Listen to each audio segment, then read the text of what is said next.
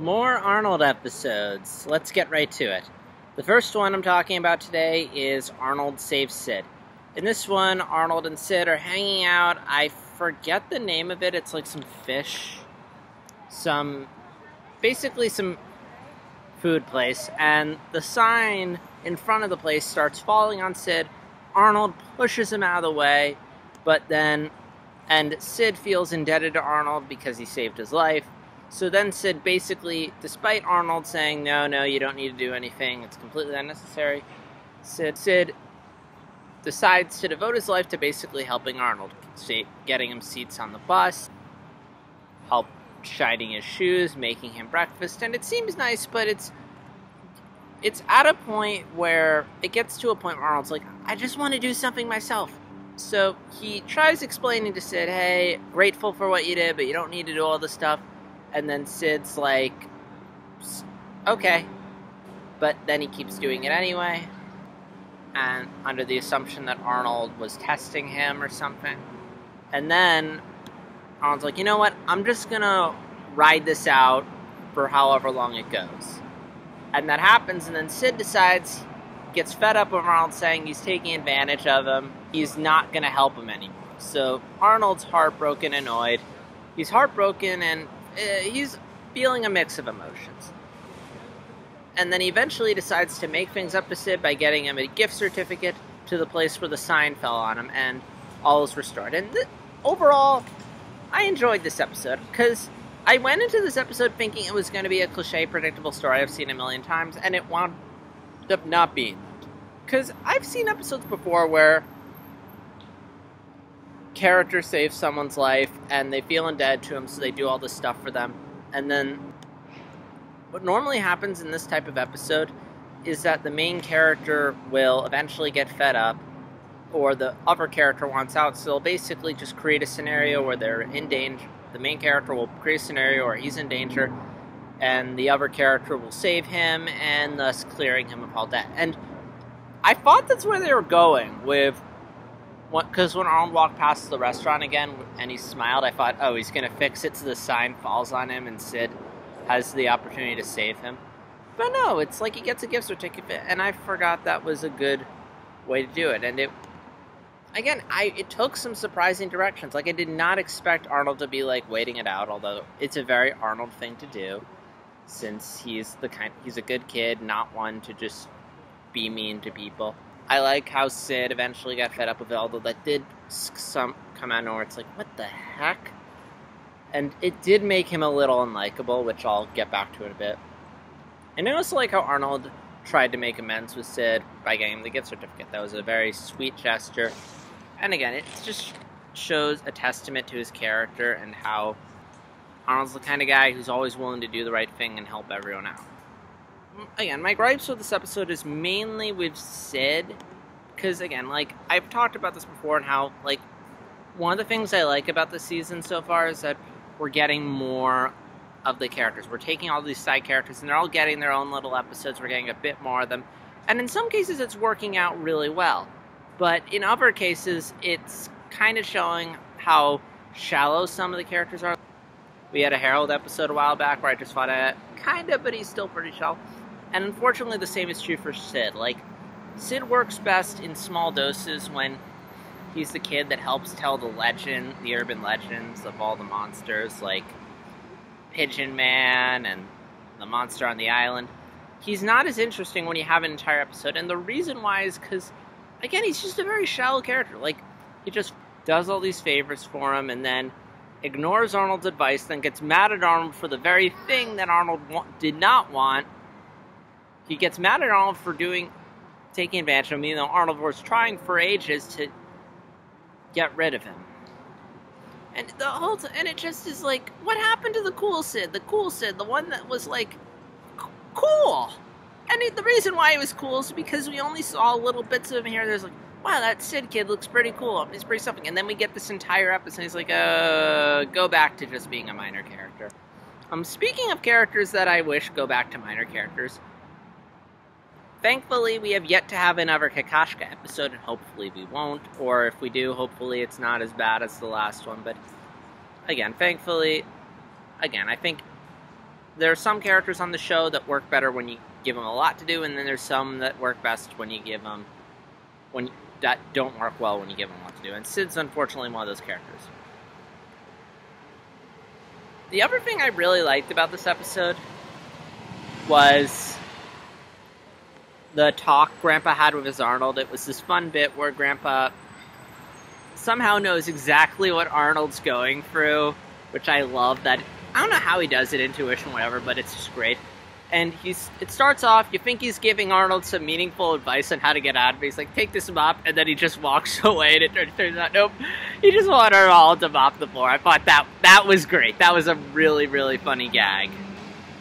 The other thing I have to say about this episode, and it's the same for the next episode I'm going to talk about, but this feels like this and the Hookey episode, which I'm going to talk about in a bit, they feel like they weren't made for season 2. They feel like they were made earlier on in the production pipeline. For one, when we see Arnold's class, we don't see Mr. Simmons. We see the female teacher who left. The second reason is that the animation quality is considerably lower than that of some of the episodes that I saw earlier in the... And that's all I have to say. There's also just a couple of little things I noticed in the episode that I thought worth bringing up. For one, when Arnold and Sid get on the bus in the scene where Sid saves Arnold a seat, the bus pulls in sideways, and I just thought that was kind of odd. Because it doesn't, like, turn sideways like this. It literally just goes like this. Like, not this, or this, but literally like this. And I mean, I get it, it's hard to animate it that way, but it's just one of those things I just found kind of goofy. The second is when Arnold's trying to break it to Sid that he doesn't want his help. There's a sign that says, I can't tell if it says no gum zone or no gun zone. And the other thing I was just wondering is how in the world did Arnold get a gift certificate? They never explained that, and I mean, if I were to make an assumption, it would be that the reason why they have a gift certificate is to just explain to the manager, hey, the sign almost fell on my friend, filed a complaint, got a gift certificate, but we'll probably never know. So, next episode, Hookey. In this episode, it's pretty straightforward. Arnold and Gerald decide to play Hookey because, hey, during school, hey, get out of class, go to the amusement park, no lines, no problems, no worries.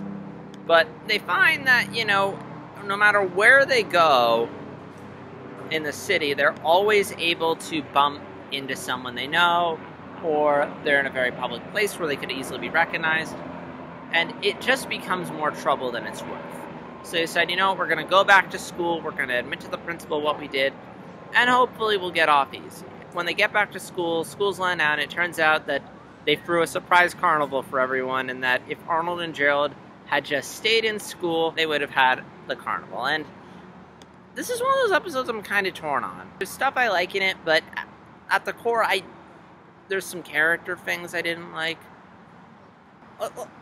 Actually, let's start with what I like. For one, I like the resolution. I like how they don't get caught, they don't get trouble, they just get that good old-fashioned karma. It's like one of those duh moments.